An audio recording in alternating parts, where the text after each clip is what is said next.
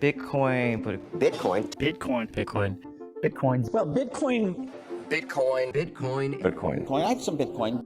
Bitcoin has recently pierced into the consciousness of the mainstream. We've heard everyone from the likes of Joe Rogan, Elon Musk, to Kanye West talk about it, so much so that the word today has become a part of our lexicon.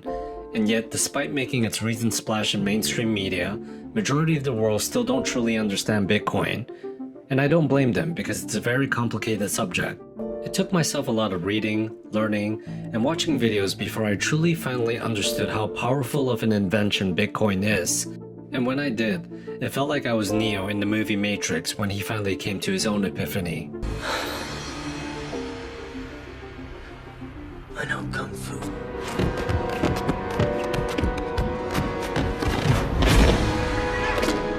It was an out-of-body experience just because I finally understood how revolutionary and transformational Bitcoin is going to truly be. In this video, I'm going to explain to you why I believe firmly that Bitcoin is going to reach $10 million one day.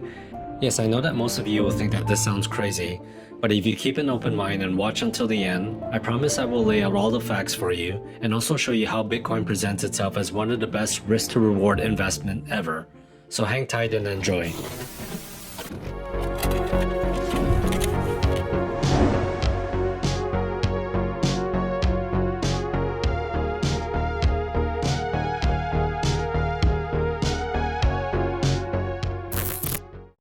If you're relatively new to the space and find it really hard to gauge where Bitcoin's future lies, I totally get you because I was once there too.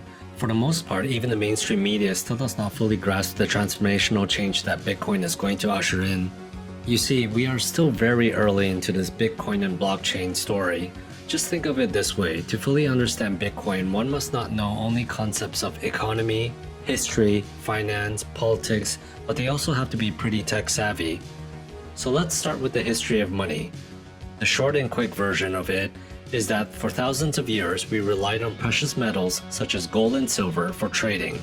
There's only so much gold we can dig up, so this in turn makes it very scarce and valuable, great for a medium of exchange.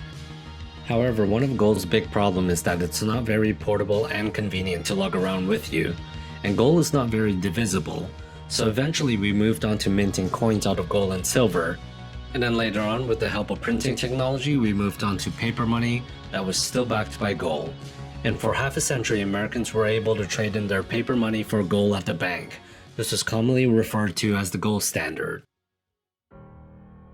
Well, in 1971, President Nixon decided to take the dollar off the gold standard, therefore allowing the Federal Reserves to have full control over the money supply, essentially allowing them to print money out of thin air. And each time they do this, they dilute the current money supply, in other words, inflation of our money. Fast forward to today, all money is created and influenced by various governments and central banks around the world. This has become a huge problem, you see, because it only stands to enrich those who are in power, such as the governments and central banks. And we have countless examples of how devastating this monetary policy has been. We see countries such as Zimbabwe, Venezuela go through hyperinflation, where their money supply has been inflated at such a high rate that it requires them to take stacks of money just to buy everyday items. Here are some examples. This is how much it takes to buy a whole chicken. How about some beef? A roll of toilet paper? Or perhaps some carrots? The housing crisis. Real estate prices across the world are skyrocketing, as rich people are using them as investment vehicles instead of homes. Largely because their wealth can be protected from fiat inflation. As a result, not only does this drive house prices way beyond their fair valuation, it also makes the rich become richer and the poor become poorer, as now they are also left out of the housing market.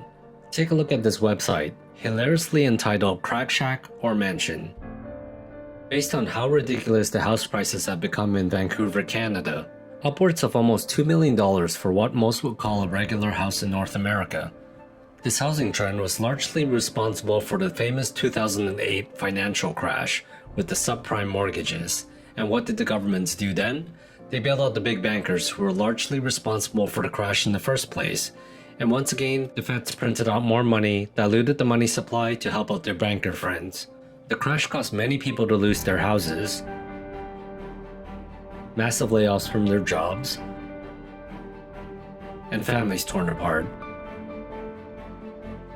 It's estimated that the average American household lost a third of its net worth during the recession from the 2008 financial crash, and has since contributed to the further rising inequality gap throughout the world. Fast forward to today, take a look at the real-time national debt counter. America is at a historic all-time high debt of $23 trillion. And the global debt is sitting at $247 trillion. And renowned economists around the world are once again predicting another crash that is going to happen within the next 2 to 5 year window. At this point, it goes without saying that the monetary policy that Nixon did by taking us off the gold standard is completely flawed, as the money supply is now controlled by governments and central banks, and is showing more and more cracks day by day. Here's where Bitcoin comes into the picture and why it matters. It rose from the ashes of the 2008 financial crisis by an anonymous person or a group of individuals by the name of Satoshi Nakamoto. Poetic in the way that it has surfaced, the Bitcoin white paper revealed to us a different way of governance. A new decentralized system has evolved from the concept of the peer-to-peer decentralized BitTorrent network to something that we now refer to as the blockchain. The Bitcoin blockchain is a growing list of records called blocks, which are chained together using mathematics, code, and cryptography. It is open source, transparent, maintains a global record of an open ledger for everyone to see. A Bitcoin is divisible to 8 decimal places, making it infinitely scalable. There will only be 21 million Bitcoins ever minted. Therefore, for the first time in human history, something that is truly scarce that can be used as a global currency and a store of value. The network is decentralized by people around the world who run a Bitcoin full node, and it can be colluded. Therefore, we also know its monetary policy ahead of time. The network is guarded by what we call miners. Like counterpart to the traditional gold miners, they too are run by different individuals or groups around the world. They are rewarded with Bitcoins by dedicating their computer power, which in turn protects the network from hackers. In fact, the network is so secure that its estimated combined computer power used to mine Bitcoin is equivalent to the top 500 supercomputers around the world. It is virtually impossible to hack and has a 10-year ongoing track record to prove it, which is a great achievement to say the least, as it stands to be the biggest online honeypot for hackers and thieves. So hopefully now you understand a little of what makes Bitcoin so important. It is quite a lot to take in at first, which is why I firmly believe that we are barely into the first inning of this revolution. At this point of Bitcoin's existence, it is mostly misunderstood and highly underrated. In my opinion, Bitcoin is at the stage where the internet was in the early 1990s. Remember the rudimentary sounds your modem would make every time you wanted to connect to the internet? Needless to say, the internet had a lot of hurdles back then. Just like how Bitcoin is today, a lot of people used to underestimate how much the internet would develop. Fast forward to today, roughly 30 years later, we have companies like Google, Amazon, Apple, YouTube, Twitter, Facebook, Instagram, Uber, and all because of the internet. It surpassed all of our wildest expectations. We do our shopping online, book vacations, find out reviews for restaurants we want to go to, hotels, search for romantic partners.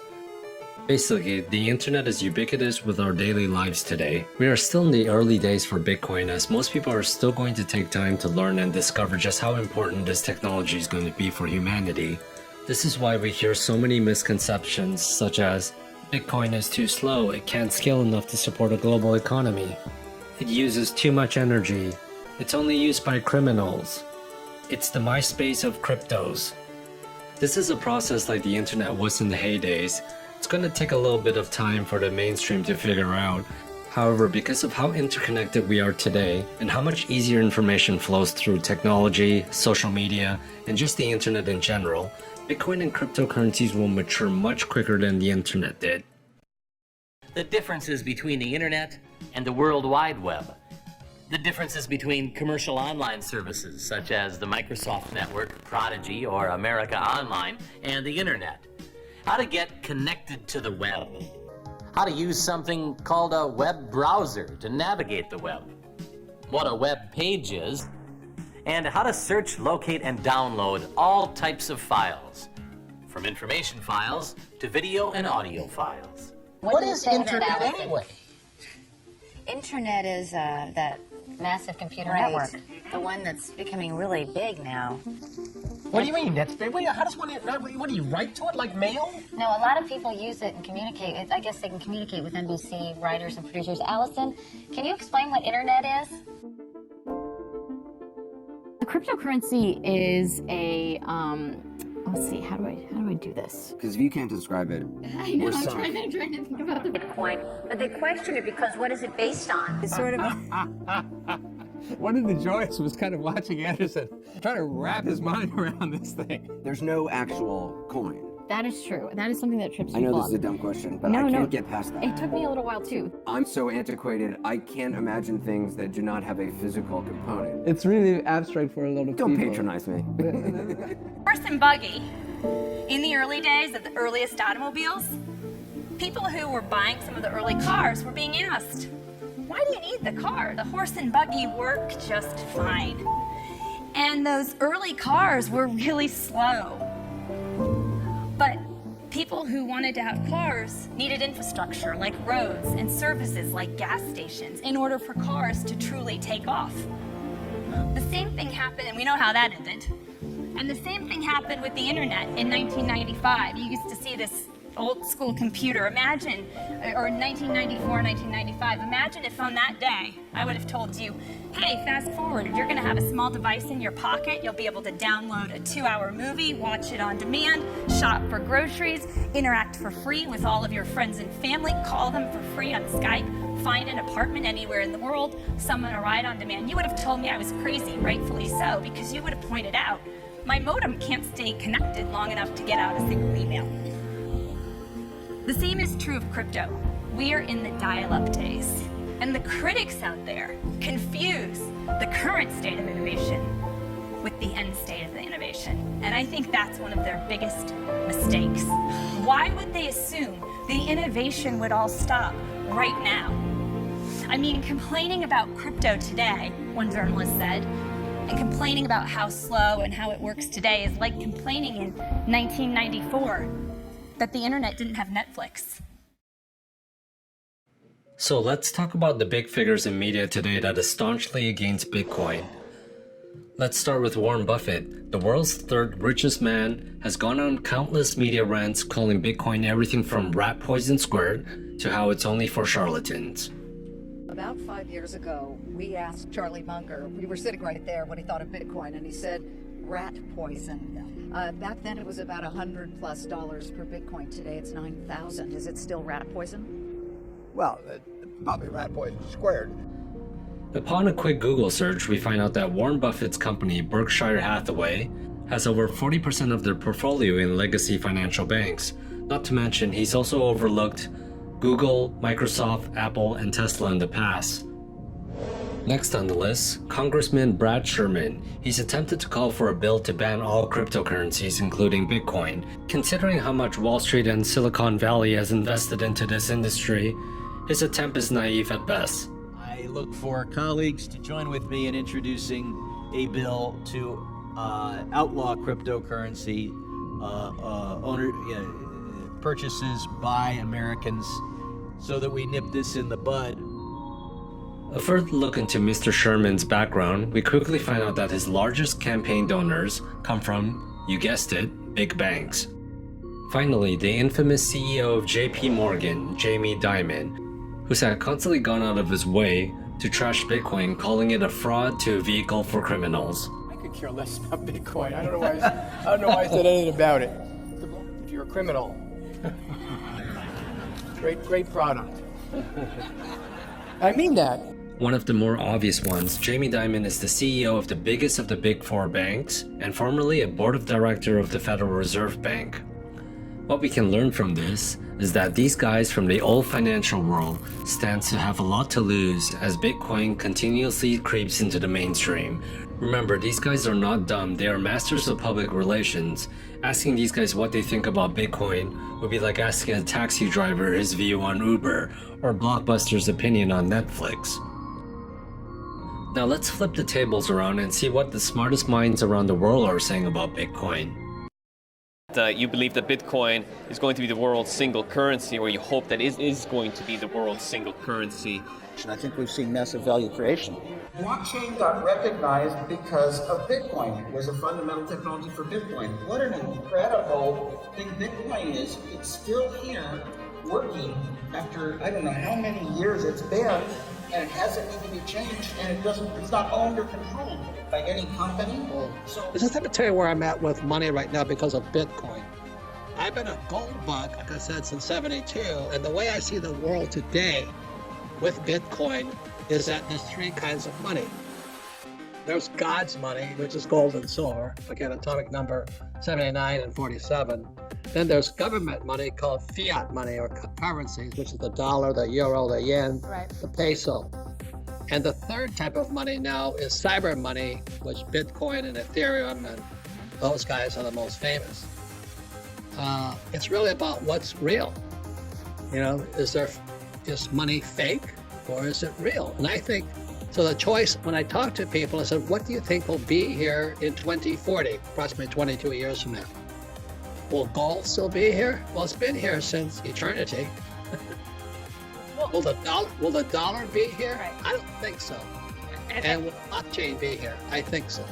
So that's really the way I look at the world of money and currencies, is what's going to be here in 22 years. So back to the internet, I believe the internet will have a native currency.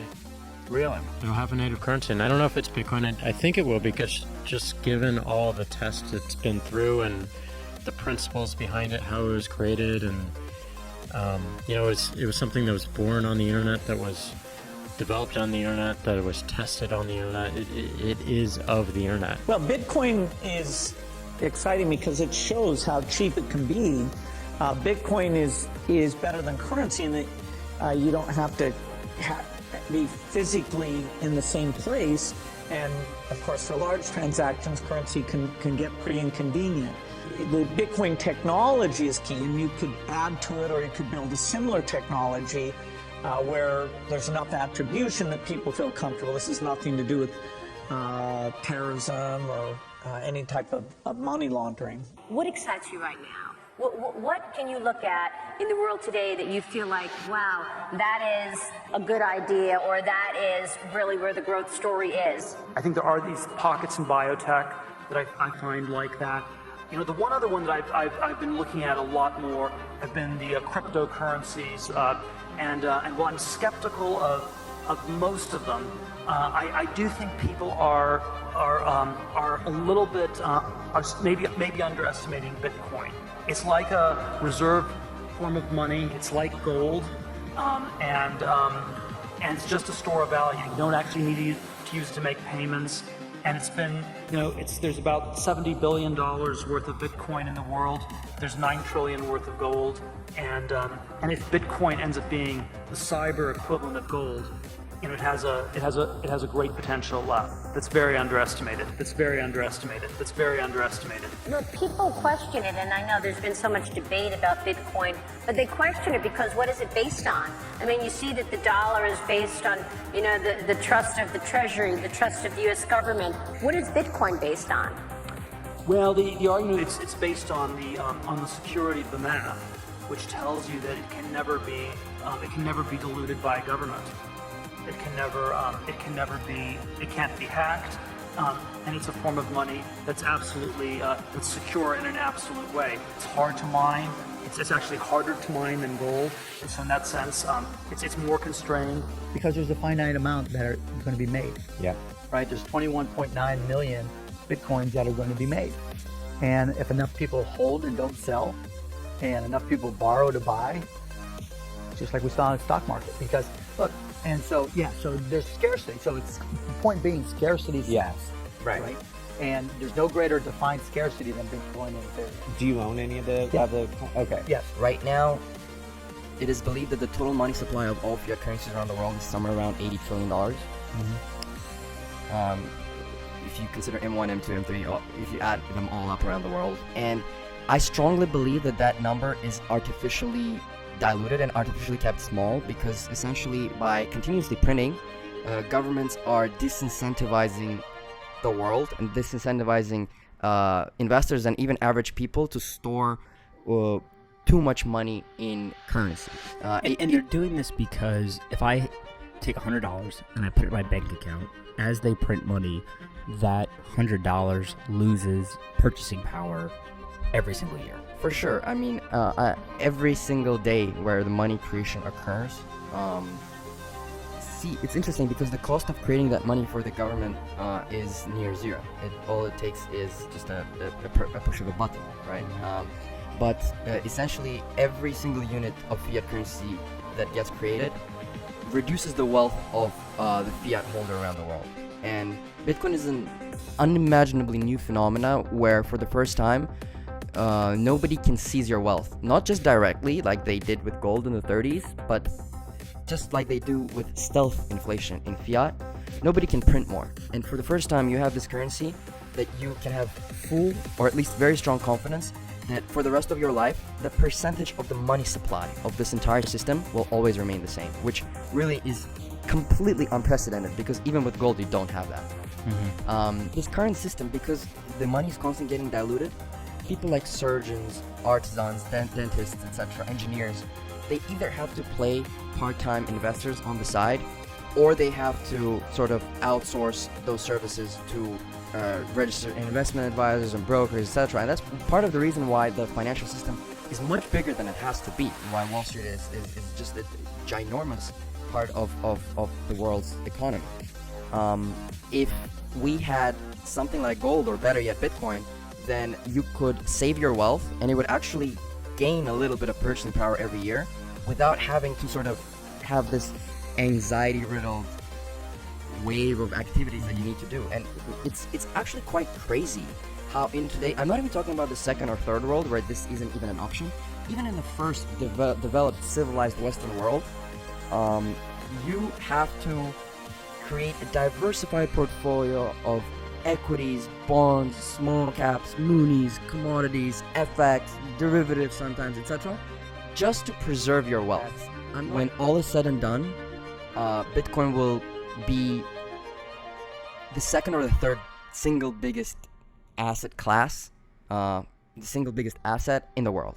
Maybe real estate. Here's the way I look at it. There is about $100 trillion worth of fiat currency out there. Okay. Fiat currency is poor currency. It's tied to political whims. It's tied to political parties. Bureaucrats control it. It's not really that good for you. And all of the new, best, brightest engineers are working on cryptocurrencies. And so my belief is that over some period of time, and I don't want to go into it in too great of depth, but over some period of time, the cryptocurrencies will eclipse the fiat currency. So we're looking at about 1,000 times on what we've got now.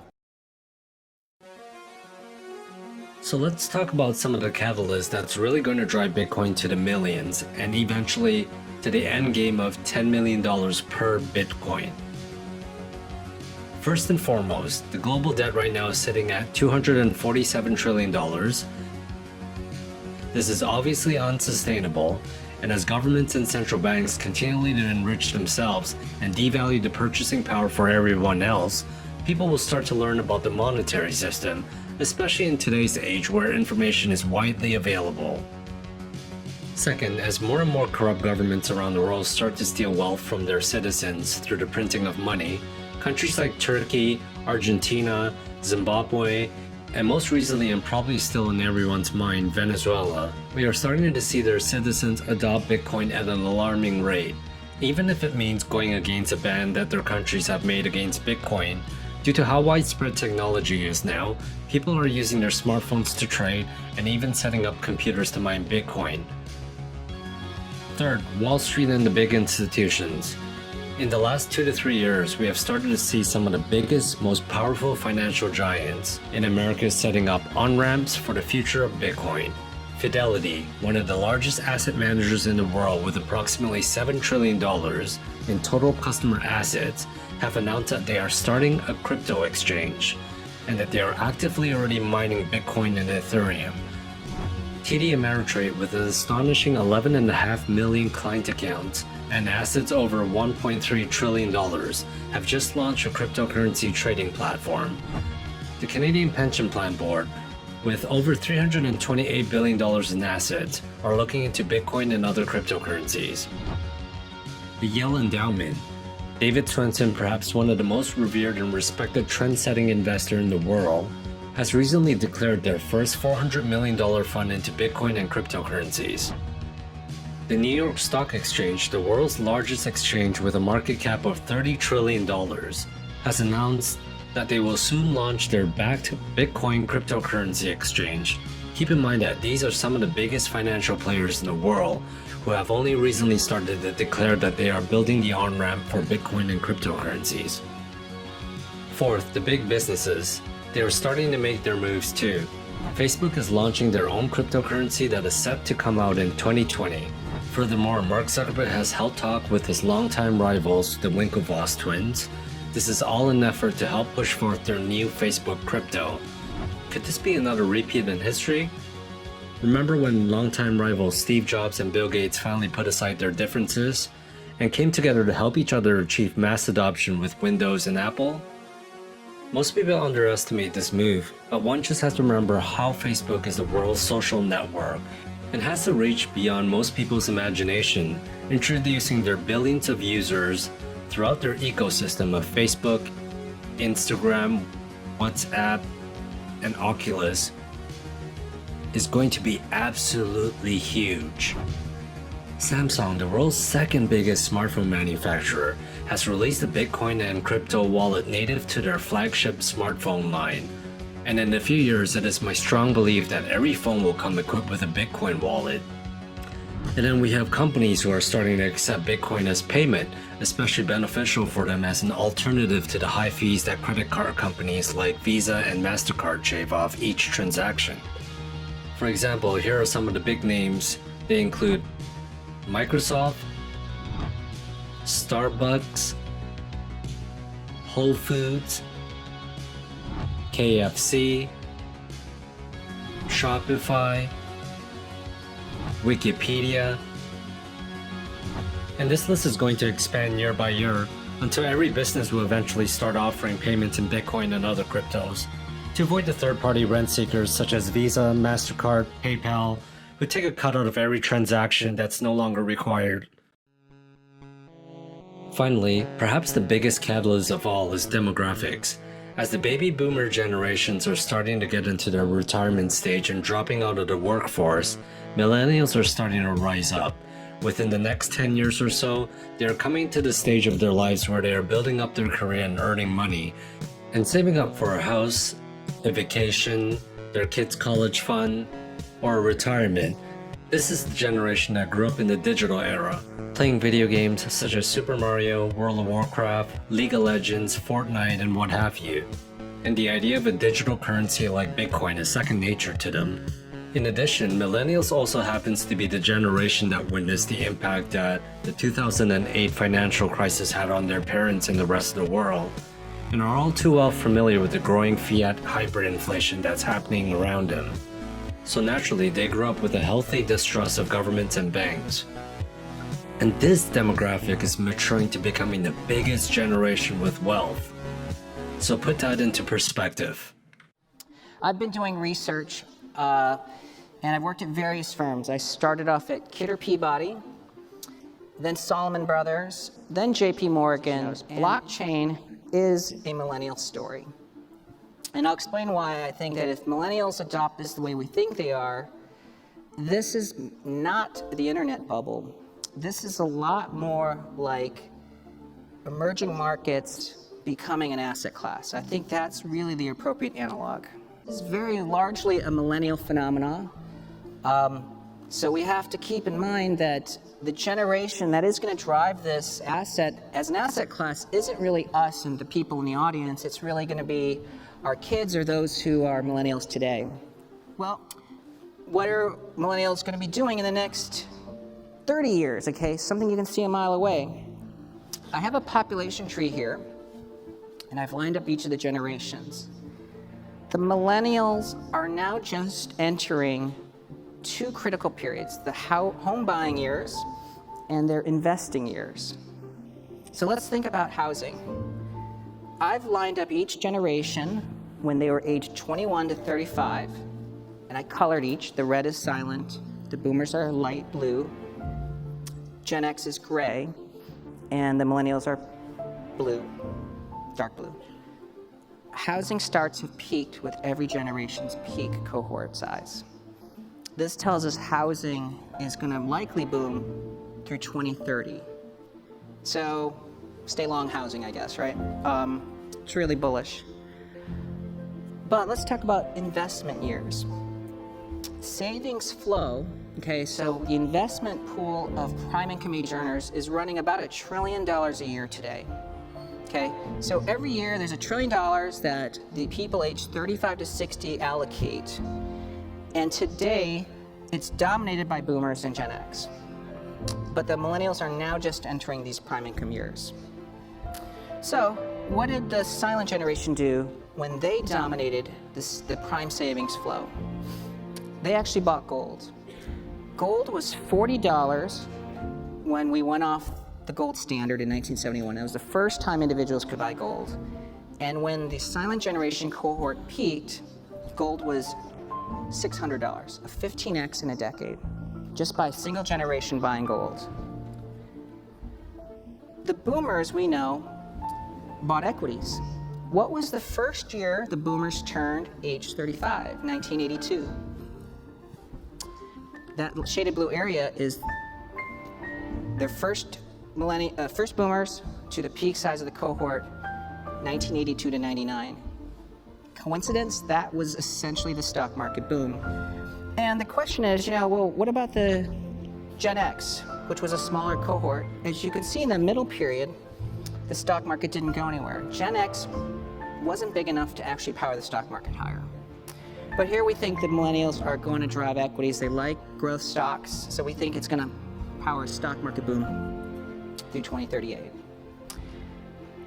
Gen X liked hedge funds, and you can see that's essentially peaked with Gen X. But here's what I think millennials are going to do. Now remember, millennials are going to soon have $1 trillion of savings flow. Bitcoin's rise in 2016 coincides with the first millennials entering their prime savings years. Today, crypto, for every $1 billion that goes into crypto, it's turning into roughly $25 billion of price appreciation. If millennials put 10% of their savings flow, $100 billion, into crypto, that's a $2.5 trillion rise per year. And crypto is roughly a $500 trillion market cap. So we think that you may end up seeing Bitcoin by the end of the cycle as high as $10 million per Bitcoin. Some highly intelligent financial analysts, especially the younger generation, are estimating that Bitcoin has roughly 2,000% gain from today's price to its maturity. This is what makes the risk to reward ratio so great for Bitcoin, because it's not like you have to put in a lot of money to see a high gain in the future. You don't need to buy a whole Bitcoin, which is a common misconception. You can just invest a small amount, something that you're comfortable with, and just secure it and forget about it for a few years. For example, a $500 investment today could end up being $10,000 in a few years. That's with a 2,000% gain. One thing you have to remember is that because this is a new revolutionary asset class, it means we are still early in the adopter discovery phase. And therefore, volatility comes with the territory. As Bitcoin's market cap gets bigger and bigger, more people understand Bitcoin, there will be less speculation, and in turn, the volatility will even down. So if you are invested right now, or you're planning to be investing soon, you have to have a strong fundamental understanding of how Bitcoin is going to change the world. Otherwise, you might just end up ultimately selling before catching up the ride to the biggest mass adoption phase of this technology. If you believe the current system that we have is meeting the needs of the world's disenfranchised and unbanked, then you can probably go ahead and dismiss cryptocurrency. But if you believe that it would add value to the global economy to get cheap, fast, and easy access for 2 billion people in the world, then cryptocurrency is something that you ought to pay attention to. And little by little, as I traveled around the world and I got to meet people, everybody had a story. And it usually started with something like, I have this problem, or we face this problem, or we had to endure this. I remember the first time I went to Argentina, I had a chance to meet an older gentleman, and he told me a story about the many monetary collapses he had to endure. And he showed me where he buried his silver after the government's money went bad. Then he told me about how the police showed up and stole the silver. So then he went to his backyard and showed me where he buried his other silver, because the first was a decoy cache. That's how clever these people get. But that's the reality that people live in Venezuela, reality they live in Zimbabwe. And after 2008, it made me think, how far are we in the United States away from that? We have 23 trillion in debt. Our leadership continues to get more and more incompetent. The global financial markets are not healthy. A few key facts to remember. Our movement continues to grow. It's easy to get a little hopeless and think that the best times are gone, but there's actually more people in cryptocurrency today in 2019 than there were at the peak of the market in 2017. More businesses being started today, more venture capital entering the space, more diverse capital entering the space, stronger business models. Recently, Samsung just announced that apparently crypto's coming to their phones. 3 to 5 years, that's going to be a standard for pretty much every smartphone, probably including the iPhone. And all these major consumer platforms, from Messenger to Windows itself, are prime candidates to integrate infrastructure. So our movement is growing. You'd see that kind of volatility, but I think it's going to level out once the futures contract picks up steam, once options are written on, and then there's other products like ETFs and whatnot.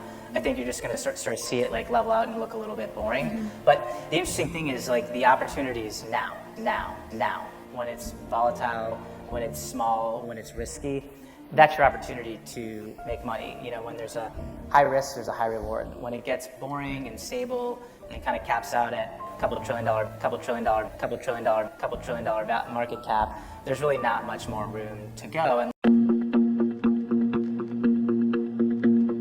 So are they just too old to get it, is what you're saying? Well, your brain loses its plasticity at some point, and you get wedded to the frameworks that you have. So you enter this world and you're taught money is this thing that's green or it's this precious metal, and you start confusing what's familiar or what's what you use as what's real or the way things have to be. It's also a framework that's been embedded or burned into your brain for, let's say, like 65, 70 years. In some of these cases and examples that you're talking about, 80 years.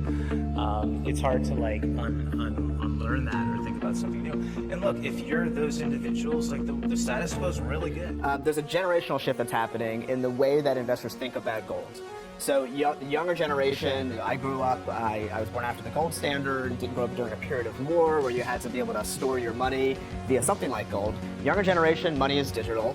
Anybody who has a phone can now access this new asset class. And so you have what is approximate $68 trillion of wealth, $68 trillion of wealth, $68 trillion of wealth being handed down from boomers to X's and Y's and millennials over the next 25 years. That's not going to stay in gold.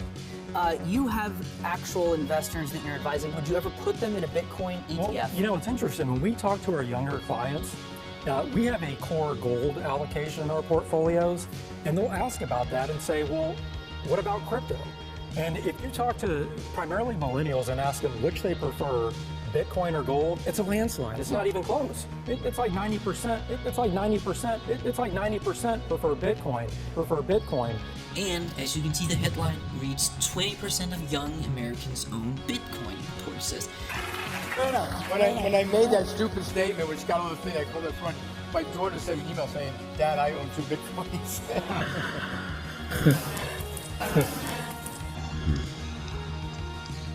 Do you know who Satoshi Nakamoto is? I know this one.